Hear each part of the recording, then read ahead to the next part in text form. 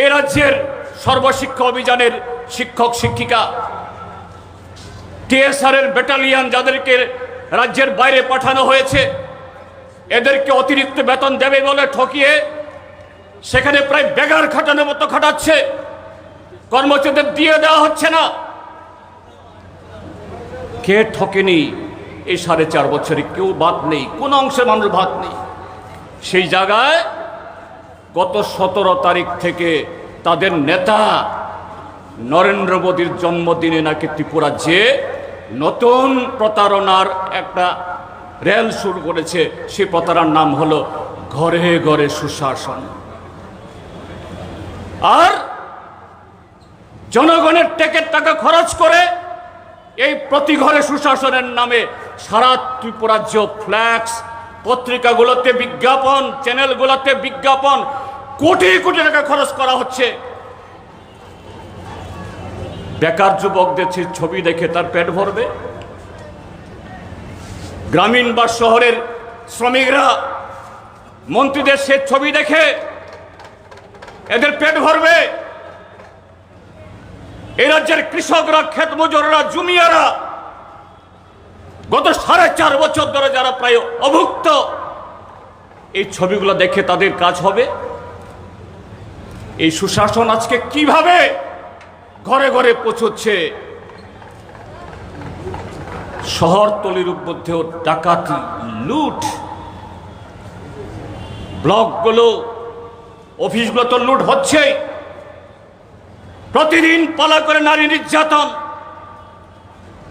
যারা প্রতিবাদ করার চেষ্টা করছেন শুধু বামপন্থীরা না, যারা বিজেপিকে ভোট দিয়েছিলেন তাদের কথা শুনে আজকে তারাও সুরক্ষিত না, তারাও নিরাপদ না।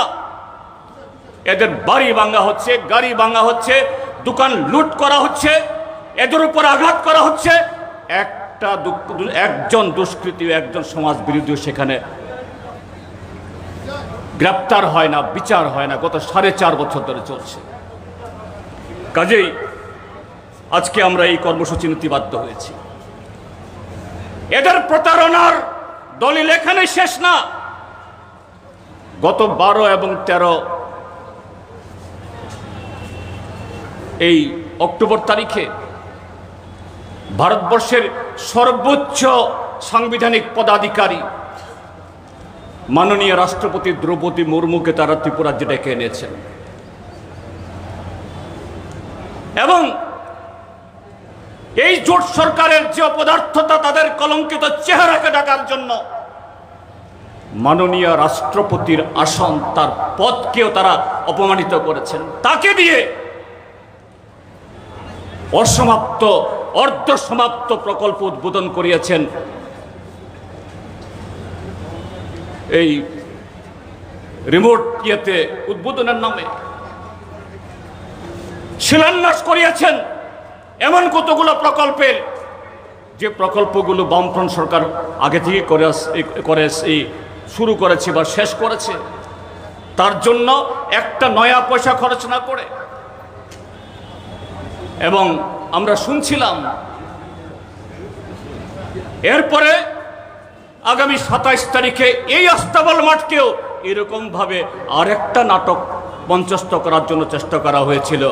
প্রধানমন্ত্রীকে নিয়ে এসে আইওআই ঘর প্রথম কিস্তি পাওয়ার পর এখনো দ্বিতীয় কিস্তি পাওয়া হয়নি, এদেরকে দিয়ে জোর করে সই করিয়ে গৃহপ্রবেশের নামে এখানে ডিএমদের দিয়ে জোর করে সরকারি টাকায় বেনিফিশিয়ারিদের নিয়ে এসে এখানে বিজেপির প্রচার চালাবেন। শুনতে পেলাম, আজকে পত্রিকাতে দেখলাম মাননীয় প্রধানমন্ত্রী নাকি এই প্রোগ্রাম বাতিল করেছেন। তারা হয়তো প্রধানমন্ত্রী দপ্তর হতে টের পেয়েছেন, আস্থা বলে আজকে আমরা ময়দান এই জনসভা করছি। তার 6 দিন বাদে এই জনসভা জমবে না। নরেন্দ্র মোদী 27 তারিখে নাকি আসতে ভয় পাচ্ছেন। এই হলো বিজেপি। আজকে এই যে আমাদের সভাপতি বলছিলেন, গত 1 সপ্তাহ ধরে হুমকে 21 তারিখ সমাবেশ করা যাবে না। রেলের বগি কমিয়ে দিল, বাস বন্ধ করে দিল, গাড়ি বন্ধ করে দিল, কোথাও কোথাও পথ এখন আটকে আছে। কিসের ভয়? কেন এত ভয়? কেন এত বড় অসভ্যতা, এত বর্বরতা? আমাদের ত্রিপুরাজ্যে অতীতে কোনোদিন একটা রাজনৈতিক দল তার একটা জনসভা করবে, একটা কর্মসূচি করবে, সরকারের কাছে আগাম অনুমতি নিয়ে, আর এটা আটকানোর জন্য একদিক থেকে রাষ্ট্রশক্তিকে ব্যবহার করে, আরেক দিক থেকে সমাজ বিরোধী জড়ো করে, অতীতে কখনো হয়েছে? হয়নি। সেই দলের নেতা, সর্বোচ্চ নেতারা ত্রিপুরাজ্যে এখন ঘন ঘন আসছেন যাচ্ছেন। গত আগস্ট মাস শেষ দিকে গত 28 এবং 29 তারিখে তাদের সর্বভারতীয় নেতা সভাপতি জেপি নাড্ডা সাহেব এসছেন। কি বলে গেছেন সাংবাদিকদের কাছে? কি বলার চেষ্টা করেছিলেন খুমুলুঙে গিয়ে? যদিও খুমুলুঙের মানুষ, পাহাড়ের মানুষ এটাকে পুরোপুরি বাতিল করে দিয়েছে। কি বলার চেষ্টা করছেন?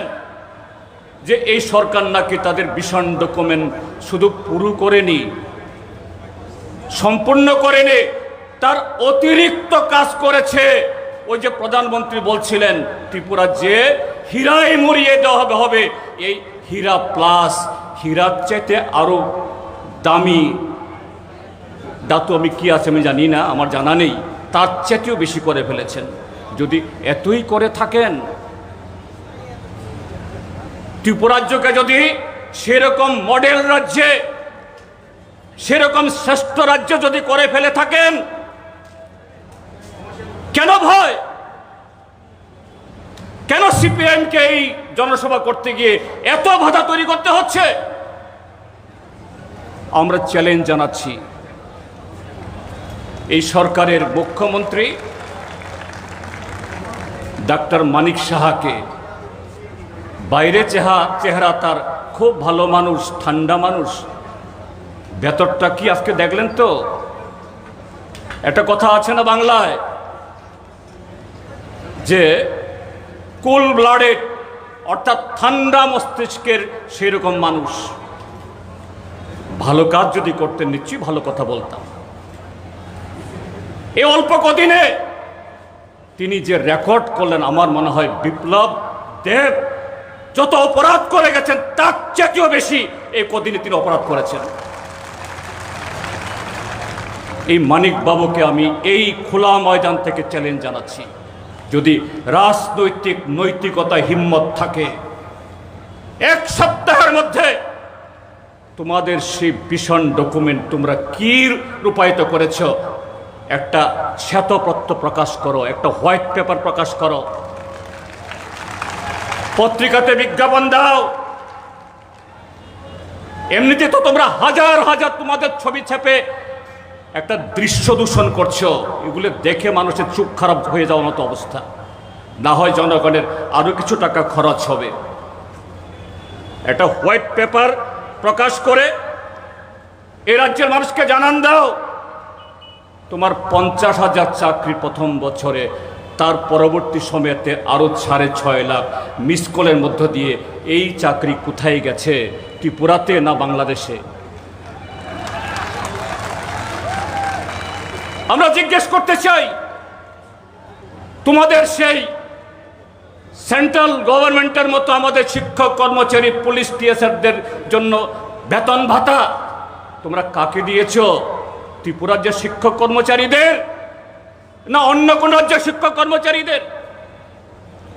আমরা জিজ্ঞেস করতে চাই, ওই তোমাদের জোট সঙ্গে আইপিএফটি এদেরকে পাশে বসিয়ে গত 2018-তে ভোট নিয়েছ, 6 মাসের মধ্যে ত্রিপুরা লেন হবে। ত্রিপুরা লেন মানে হলো ভীষণ ডকুমেন্টের দ্বিগুণ, আর পাহাড়ে ত্রিপুরা ল্যান্ডের আরো দ্বিগুণ। পাহাড়ের মানুষ 4 গুণ সুযোগ সুবিধা ভোগ করবে। সেই 4 গুণের কত গুণ হয়েছে? হোয়াইট পেপার প্রকাশ করো। যদি হিম্মত থেকে থাকে, সেই হিম্মত বিজেপির নেই, সেই চেষ্টা করার ক্ষমতা তাদের নেই। কাজে আজকে এক হলো পুলিশ প্রশাসনকে নিষ্ক্রিয় করে যারা মুখ খোলার চেষ্টা করছেন, প্রতিবাদ করছেন, তাদেরকে ঠেকাও। সিপিআইএম সামনের সারিতে দাঁড়িয়ে এই রাজ্যের গরিব সাধারণ মানুষ, বেকার যুবক, শিক্ষক, কর্মচারী, সমস্ত অংশের মানুষের কথা বলছে, এদেরকে আটকাও। আজকে সিপিআইএম না, ত্রিপুরা রাজ্যের সমস্ত অংশের মানুষ যারা প্রতিবাদ করছে, সত্য কথা বলার চেষ্টা করছে, আজকে